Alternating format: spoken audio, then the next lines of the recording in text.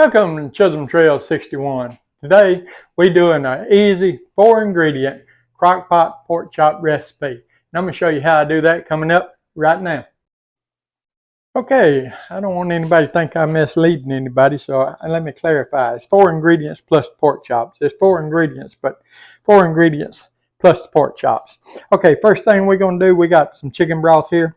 We're going to put 1.5 cups of chicken broth into this mixing dish here, mixing bowl. There's 1 cup. And there's 1/2 cup of chicken broth.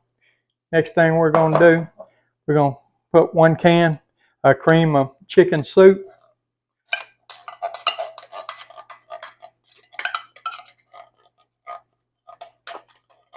This is really simple, and what this does, it makes the gravy while it's cooking that you can then use over your mashed potatoes or rice, whatever you want to serve it with. You know, if you need gravy, you don't have to make gravy separate because it makes the gravy with it. We got 1 packet of onion soup mix going in. We got 1 packet of brown gravy. Now you can use pork gravy, you can do chicken gravy, you can use brown gravy, you can use any kind of gravy, but just 1 packet, if I can hold on to it, 1 packet of gravy going in. And you just want to whisk that around a little bit and just sort of get it mixed up some. Just take a whisk and sort of, it don't have to be mixed, you know, it's not going to get thick or anything like that on you. So all you want to do is just sort of get it combined a little bit, and so that you can, when we put it in our crock pot, then, you know, it'll be combined already. So we don't have to worry about it combining, you know, while it's our pork chops and stuff's cooking. All right, we're going to set that over out of the way there for just a second. We're going to bring our crock pot over, our slow cooker. And man, I tell you, the crock pot liner is optional, but highly recommended. I think this is the best thing since light bread. But anyway, we got 4 boneless pork chops here. Now you can use the bone in, you can use the boneless. You can do anything from 4 to 8 pork chops work for this. We're just going to lay our pork chops down in the crock pot. Just lay them around in the crock pot, and I'll show you here in just a second what I did. Get that over out of the way. We just laid our pork chops down in the crock pot. And all we're going to do, I'm going to try to stay out of y'all's way while I do this. We're just going to pour this around on top of our pork chops there.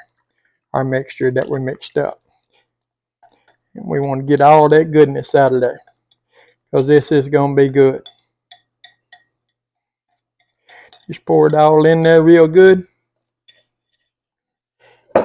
We're going to put a lid on it, and you can either do 3 to 4 hours on low, or you can do 4 to 6 hours on high. Whichever way you prefer, it really doesn't matter. It'll turn out either way. And we're going to turn this on, we're going to let it go, and then we'll bring you back when we get it cooked and show you the finished product. Okay, what I meant to say was you can do 3 to 4 hours on high or 4 to 6 hours on low. Either way, it'll turn out either way there. But anyway, you can see what I'm talking about here. It's just try to tilt that up where y'all can see it really good. It covers your pork chops there. And as they cook, pork chops are going to make their own, you know, juices too to mix in with it. Really good recipe. We'll bring you back though when it gets done. You know, while I was waiting on my pork chops to get done there in the crock pot, I decided I'm going to fix me a pan of cornbread, and my pork chops got less than an hour to go. So I'm going to give y'all a little bonus recipe here. I'm going to give you my quick version of a cornbread that I'm going to fix here. So what I got here, I have 2 cups of cornmeal mix. This is the mix. Now 2 cups of cornmeal mix. I'm going to add 1 egg into it. And I'm going to add 1 cup of buttermilk into it. And I'm going to whisk that around good. Get it sort of mixed up. Now, in the oven, I got my oven preheating to 400 degrees. And I got a 1/4 stick of butter in a cast iron skillet, a number 6 cast iron skillet over there in the oven. And whenever that, when my oven reaches 400 degrees, I'm going to take that 1/4 stick of butter that I'm melting while my oven's heating up, and I'm going to add it to this. And but I'm going to let this just sit while that is heating up, and let it, you know, when you fix bread, cornbread or anything like that, you always want to let it sit some. You don't want to just make it and put it straight into your oven. You want to let it sit, because if you let it sit, it'll rise up better. Get me a spoon there now, since I got that sort of feed around good. Now I'm just going to let that sit, and then whenever my oven reaches 400 degrees, I'm going to take my cast iron skillet out that I got the 1/4 cup of butter melting in, and then I'll bring y'all back at that point and show you the rest of it. Okay, our oven's up to temp over here at 400 degrees. So what I'm going to do, I'm going to take my cast iron skillet out, and you can see she's smoking. I'm just going to dump my butter over into my thing. You see, I left that coating on that. The reason I do it like that is because then that coats my cast iron skillet with butter, and it browns your skillet good and hot like that. It gives you that good brown coating on the bottom of your cornbread, bottom of your bread there. So I mix my butter in good, and we got 2 cups cornmeal mix. We got 1 cup of buttermilk, a 1/4 cup of butter, and we got 1 egg. And then I'm just going to pour this in. I'm trying to get that where y'all can see it there good. Pour my cornbread in there. I got my oven, like I said, at 400 degrees.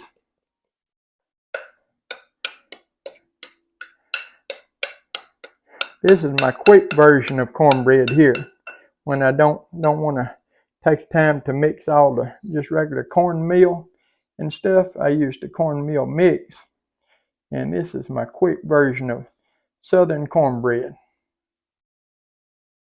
Sort of spread it around there. Like I said, it's the pan's hot, so it'll give me that good brown coating on the bottom that you know, makes the cornbread, I mean, really good. So I'm going to put this in 400 degrees for 20 to 25 minutes. And when the top gets good, you know, a good brown coating on it, then I'll take it out, and we'll have some with our pork chops, crock pot pork chops we got going over there. But we'll bring you back at that point whenever we get everything ready. Okay, we got our supper ready here. Our crock pot pork chops are ready, and you can see the steam coming off of them. We're going to dip us out one of these here pork chops. Oh man, if y'all could just smell that. That does smell good. I'm going to get me a little bit of that gravy to go on my mashed potatoes there. Y'all can see that gravy that it makes. Man, that smells good. I know that's going to be some good eating right there. Hey, I'm not going to do a taste test because I know it's way too hot. I'm going to have to let it cool down a little bit before I can start eating it. But that is crock pot pork chops. And then we got our cornbread sitting there with it. Gravy that it made go over the mashed potatoes. Hey, y'all give the video a thumbs up if you will. Like, share, comment, subscribe. Subscribe to our channel. We appreciate all of you that do. Appreciate all of you that take time every day to watch our videos. Pork chops, crock pot, 4 ingredients. With cornbread, gravy, mashed potatoes. Hey, it's a meal fit for a king. We'll see you on the next one.